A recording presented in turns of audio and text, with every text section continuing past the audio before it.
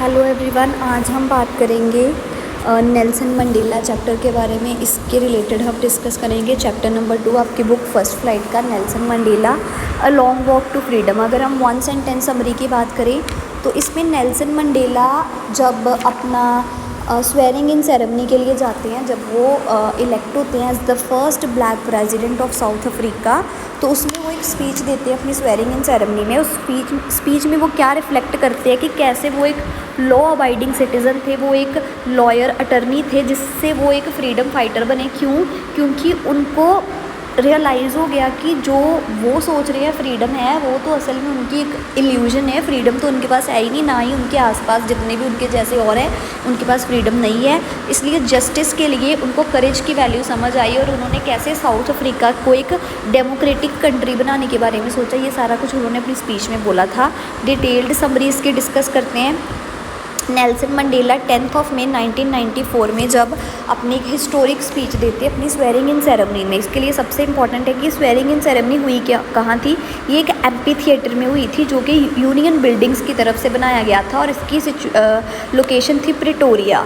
ठीक है, प्रिटोरिया में यूनियन बिल्डिंग्स की तरफ से जो एम्पी थिएटर बनाया गया था, उसमें ये स्पीच बोली गई थी। और ये दिन है 10 मई 1994, जब साउथ अफ्रीका के first black president Nelson Mandela जो इलेक्ट हुए थे, उनकी स्वेरिंग इन सेरेमनी थी। ओके, यहाँ पे इस स्पीच में उन्होंने बताया कैसे उन्होंने स्ट्रगल्स फेस की ड्यूरिंग अपार्थीड। अब अपार्थीड होता क्या है? अपार्थीड एक ऐसा पॉलिटिकल सिस्टम है जिसमें डिस्क्रिमिनेशन की जाती है, ईदर कास्ट के आधार पर, कलर के आधार पर, जाति, धर्म, संप्रदाय, आपकी प्रेफरेंस के आधार पर जब आपको डिस्क्रिमिनेट कर दिया जाता है, ठीक है, उसको बोलते हैं अपार्थीड। और इस चैप्टर में, और क्योंकि साउथ अफ्रीका में ये सारा अपार्थीड हो रहा था उनके कलर के आधार पर, ठीक है, तो अपार्थीड के टाइम पे उन्होंने जो स्ट्रगल्स फेस किए इसके बारे में उन्होंने बात की है। क्योंकि ये वो सिस्टम है, यहाँ पे साउथ अफ्रीका के ब्लैक पीपल को अप्रेस किया जा रहा था, उनको उनके बेसिक राइट्स तक नहीं दिए जा रहे थे। और अप्रेस कौन कर रहा था? वाइट सुप्रीमेसी वाले लोग। फिर वो डिस्क्राइब करते हैं कि कैसे अपार्थीड एक एक्स्ट्राऑर्डिनरी ह्यूमन डिज़ास्टर है। वो तो होगा ही, क्योंकि अगर आप किसी दो वर्गों को उनके किसी एक पर्टिकुलर चीज़ के आधार पर बांट दोगे, चाहे उनका कलर है, चाहे उनकी जाति है, उनका धर्म है, और उनकी लैंग्वेज है, आजकल लैंग्वेज के आधार पर बांट रहे हैं, तो वहाँ पे लोगों को पनिशमेंट उस चीज़ की मिलती है जिसमें उनका कोई लेना देना ही नहीं है। आपकी कास्ट क्या है वो आप डिसाइड नहीं करते, आपका कलर क्या है वो आप डिसाइड नहीं करते। तो साउथ अफ्रीका में जो ब्लैक स्किन वाले लोग थे वो अपना कलर डिसाइड करके पैदा नहीं हुए थे, इसलिए उनको लगता था कि ये एक्स्ट्राऑर्डिनरी ह्यूमन डिज़ास्टर है, जिसकी वजह से बहुत सारे लोगों ने सफ़र किया, उनको बिना मतलब का पनिश किया गया था।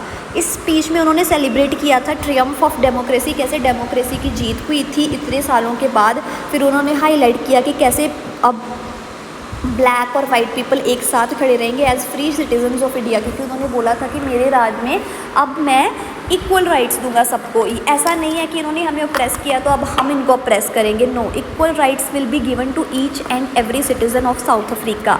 फिर उन्होंने एम्फेसाइज़ किया था ट्विन ऑब्लिगेशंस पर, कि कैसे हर एक इंसान के लिए 2 ऑब्लिगेशन होती हैं। 2 मतलब ऑब्लिगेशन मतलब moral duties. First towards the family, कि अपनी फैमिली की तरफ आपने ध्यान देना है, और सेकेंड टुवर्ड्स द कंट्री, कि आपने अपनी कंट्री के टुवर्ड्स ध्यान देना है। और ये दोनों एक साथ चलने चाहिए, ये नहीं कि यहाँ तो सिर्फ फैमिली के बारे सोचो या सिर्फ कंट्री के साथ बारे सोचो। ये दोनों चीज़ें ही आपके लिए ट्विन ऑब्लिगेशंस जो है उन्होंने एम्फेसाइज़ की थी कि हर एक नागरिक की जिम्मेवारी है।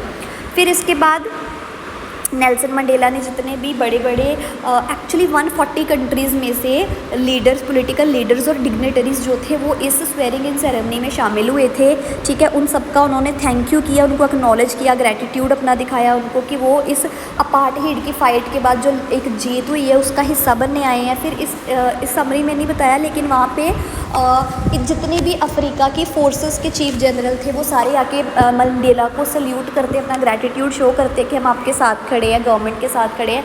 तब मंडेला सोचते हैं कि कैसे ये वही लोग हैं जो मेरी शायद आज से कुछ टाइम पहले मुझे अरेस्ट कर लेते मेरे कलर के आधार पर ही, और वो ऐसे ही नहीं बन गए प्रेसिडेंट। उन्होंने पहले 27 ईयर्स इम्प्रिजनमेंट देखी है, वो 27 ईयर्स के लिए जेल में थे। उन्होंने 27 ईयर्स तक वो सज़ा काटी है जेल में। उसके बाद 1990 में वो बाहर आए थे, और देन 1994 में वो फर्स्ट ब्लैक प्रेसिडेंट जो है वो इलेक्ट हुए थे साउथ अफ्रीका के।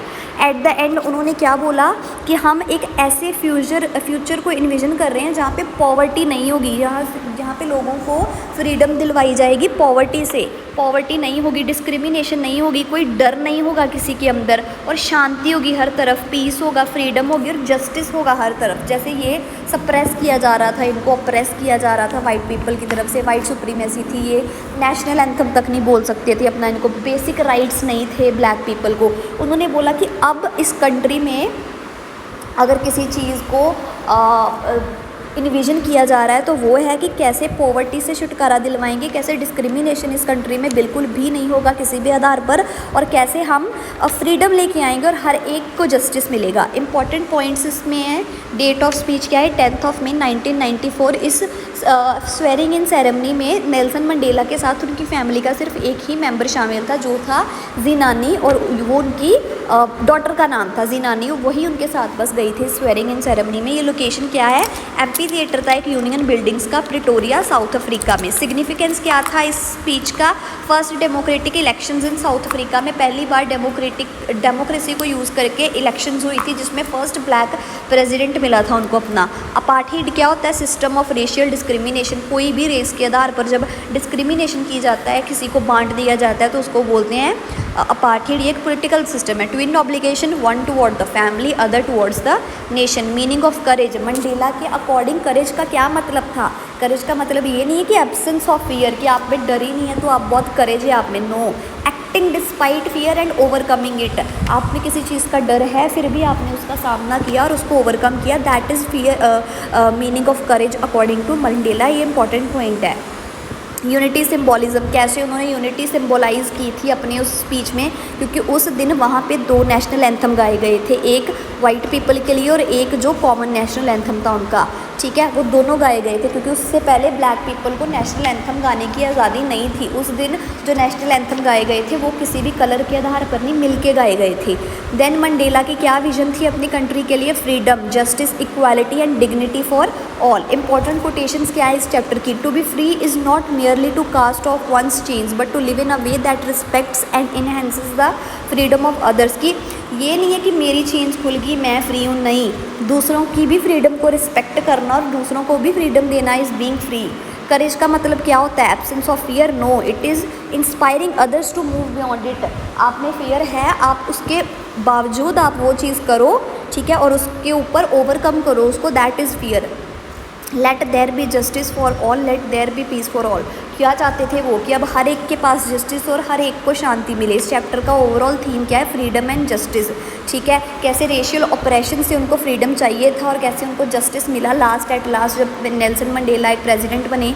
करेज एंड सेक्रीफाइस, कैसे उन्होंने पर्सनल सेक्रीफाइस किए, ठीक है, ये करेज थी उनकी कि अपनी पर्सनली उनको सेक्रीफाइस करना पड़ा, अपनी पूरी लाइफ उनकी इस चीज़ में चली गई, 27 ईयर्स इन प्रिजन, उसके बाद जाके ये चीज़ मुमकिन हुई है। यूनिटी एंड रिकॉन्सिलेशन, कैसे ब्लैक और वाइट पीपल अब साथ में आ रहे थे साउथ अफ्रीका में, इतने टाइम के बाद रिकनसाइल किया था उन्होंने कि एक साथ अब वो चलेंगे। रिस्पॉन्सिबिलिटीज़ में, रिस्पॉन्सिबिलिटीज़ जो ट्विन ऑब्लिगेशंस की बात की है कि कैसे पर्सनल और नेशनल ड्यूटीज़ एक साथ करनी है सबको। टोन क्या है इस चैप्टर की, इंस्पिरेशनल एंड होपफुल, जैसे वो अपनी सारी बड़ी ऑप्टिमिस्टिक एक टोन है जिसमें वो अपनी स्पीच के ज़रिए सबको इंस्पायर कर रहे हैं और एक यूनाइटेड फ्यूचर के बारे में बता रही है। डिटरमाइंड एंड ग्रेटफुल, ग्रेटफुलनेस क्या है, जब वो थैंक यू करते हैं सबका कि इस चीज़ में शामिल होने के लिए, ठीक है, अपना ग्रैटिट्यूड शो करते हैं और डिटर्मिनेशन शो करते हैं कि कैसे अब साउथ अफ्रीका को और बेटर किया जा सकता है। की वोकैबुलरी के लिए आप वर्ड्स देख सकते हो, अपार्थाइड, इसकी बात हो चुकी है। Deprivation, lack of basic necessities, जब आपके पास बेसिक नेसेसिटीज़ नहीं हों, जैसे कि साउथ अफ्रीका में ब्लैक पीपल जो थे वो डिप्राइव कर रहे थे अपनी बेसिक नीड्स के लिए भी, बेसिक फ्रीडम के लिए। डिग्निटी, इज्जत, सेल्फ रिस्पेक्ट। ऑपरेशन, जब क्रूअल ट्रीटमेंट होता है किसी एक के ऊपर दूसरे की तरफ से, उसको बोलते हैं ऑपरेशन। जो कर रहा है वो है ऑपरेसर और जिस पे हो रहा है वो है oppressed. Democracy, government by the people where everyone has equal rights, ठीक है। इंपॉर्टेंट कीवर्ड्स क्या है इस चैप्टर के, Nelson Mandela, Union Buildings, apartheid, African National Congress जिसके वो पार्ट थे, courage, freedom, justice, peace, reconciliation. इसमें और भी आप वर्ड्स ऐड कर सकते हो, जैसे कि ट्विन ऑब्लिगेशंस आपका वर्ड है, ठीक है, जस्टिस तो है इसमें, चलो ठीक है। इसके अलावा एक आप इस चैप्टर का थीम, समरी, सारा कुछ आपको पढ़ा दिया है। इस चैप्टर में इसके एक्सट्रैक्ट सॉल्व करने बहुत ज़रूरी है क्योंकि इसमें एक्सट्रैक्ट आ जाता है। ये आपका बहुत एक इंपॉर्टेंट चैप्टर है। आई होप आपको ये समझ आ गया है। Thank you.